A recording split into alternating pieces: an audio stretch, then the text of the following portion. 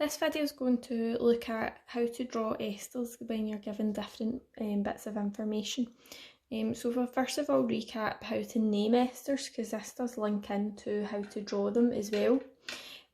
So we know that we have to react an acid and an alcohol, and that will form an ester as well as water in a hydrolysis or condensation reaction.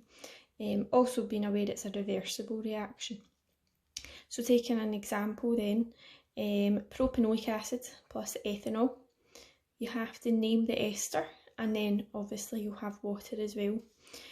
So naming the ester, we normally take the alcohol first, so these could have been written in either order.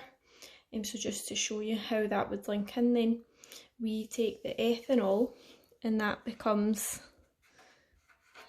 ethyl, and then you take the acid and that becomes propanoate. So what we've done there is we've changed the endings to "-ile" and "-oate". So that will be the same throughout all the questions. You'll also want to include your water every single time. And that's a good thing to remember, because that does help you decide how to draw them correctly. So there's three different situations for drawing an ester. One being if you're given the acid and alcohol name. So here is the first one based on the example above. So I've already drawn out propanoic acid and ethanol. So we need to decide how to draw the ester. I have colour coded it just so that you can see where these link together into the ester. It can help later on, but it's down to you. You have to come to a point where you can do it just in normal, the one colour. So if we look at our functional groups, so we've got our carboxylic acid as the carboxyl group, and the hydroxyl in the alcohol. Now normally you would draw maybe the alcohol with a hydroxyl group on the end or up the top. What I'd advise here is lining up the two functional groups. It just makes things easier to draw the ester. So if you have your acid and your alcohol, make sure they're both, the functional groups are meeting in the middle. So now we need to remove water to form the water.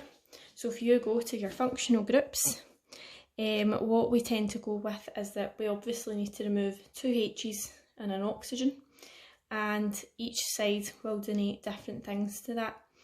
The bigger the functional group, the more it will donate. So a carboxyl group is a lot bigger than a hydroxyl group, so this will give up more, and this is actually losing the O and the H, whereas our hydroxyl group is a lot smaller. We need another hydrogen to make water, so it only loses a hydrogen. So normally I would just highlight or circle what you want to remove to make it very clear. So now you have to redraw everything, showing the H2O removed and showing a new bond that's been formed, which should form your ester link. So if you just redraw everything that's there, I'll do it in the same colours so you can see the how it matches. So we have the first carbon with 3 hydrogens, the next carbon has 2, the next carbon still has that double bond O. I'm just going to draw it straight up now, and I no longer have this O and H because I've removed it to make the water. So what you'll see, if you redraw everything that's not circled in the green area, you're going to then skip along to that oxygen there. So you've formed a brand new bond here, and that O is from the alcohol, and then you just want to continue. So I've got carbon with the hydrogens, carbon with 3 hydrogens. So the hardest bit is trying to work out where that new bond forms and where the oxygen's going as well. In terms of the water, your H2O was removed. So I'd just write H2O, or you could draw it out like that. Normally you're just asked to draw the ester though. So showing you the same again, but the alcohol written before the acid, because you could get asked that and you don't want to just know it one way. You could flip it, but if it's multiple choice it might not be an option. So you do want to be aware of how it does relate. So same again, the alcohol gives up a H and the carboxyl group gives up an OH. So if I was to redraw it, you see it's the alcohol first this time. So I have a carbon with 3 hydrogens, then I have a carbon with 2, then I have an O. Then I have removed H2O, so I'm forming a new bond in place of that. And then I have C double bond O, C, H2, CH3. So you'll see it is exactly the same as above. Still got the same number of hydrogens, carbons, oxygens. It's still ethyl propanoate, but it's like the mirror image of it. So your C double bond O has been reversed, as has how many carbons you have on each side. So just take care there. It depends what order you draw it in. Same as before, I've lined up my functional groups. So unusual way to see your carboxyl group there. So going a wee bit harder is from the ester name. Now this is where the previous diagrams can help to match it up. What you'll notice is that the acid side, which is the O8, has the double bond O, because it originally had double bond O, so it never loses it. So once you know that the O8 of the name is the acid side, this would tell you, well, prop is 3 carbons, O8 tells you it was the acid, so that side would get the double bond O. The other side, the aryl side, is the alcohol, it only has an oxygen. So taking what's there, you can draw them in any order. It doesn't matter what side your alcohol and acid side is. Just be consistent so you don't get confused. So if I take my alcohol side, the propyl, prop tells me I have 3 carbons. So draw out the 3 carbons. And then I have my butanoate side, which tells me I have 4 carbons. Now they will be joined by an oxygen. It doesn't really matter, I'm probably mixing up colours a wee bit here, but it does not matter where that is, you would just use this a normal colour. So butanoate, 1, 2, 3, 4. The O8 side is the acid side, so gets the double bond O. It has to be the carbon that's attached to the oxygen. The rest of the carbons want hydrogens until they're stable. So on this side, I have 3, 2, 2. And this side, this carbon already has 4 bonds, so it's stable.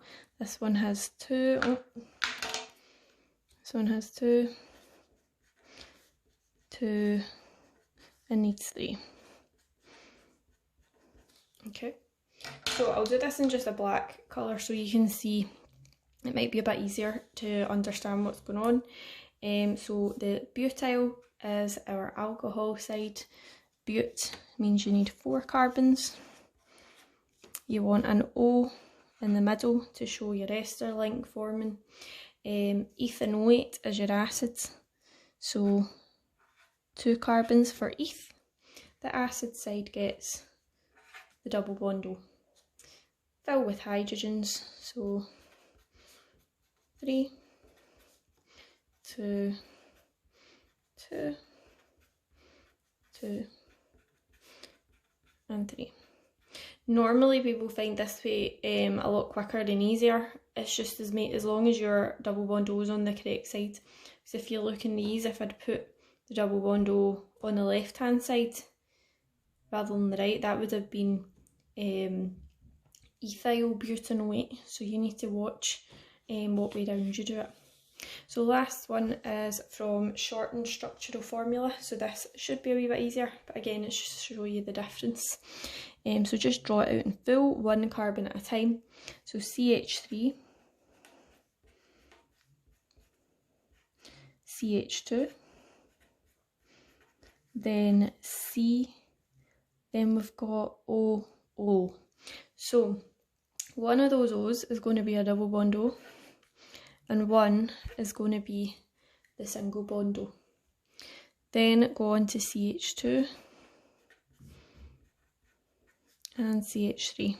So if you spot something in a shortened formula saying Q, that is your ester link. So you should just know to draw it out that way, but you can think of the different rules. Well, you couldn't have had CO, then another O, because that carbon wouldn't have had 4 bonds. So you have to think logically there. Last one is quite similar.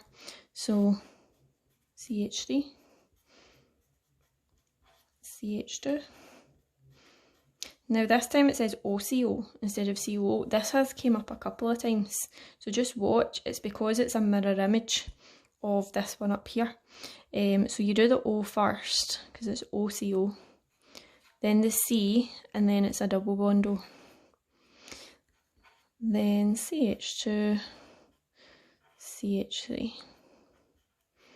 So that's all 3 ways that you could get asked to draw an ester from the different scenarios, always forming an ester link though. So just make sure you're fully aware of what that ester link looks like, and think of it in both situations where it can be the mirror image as well.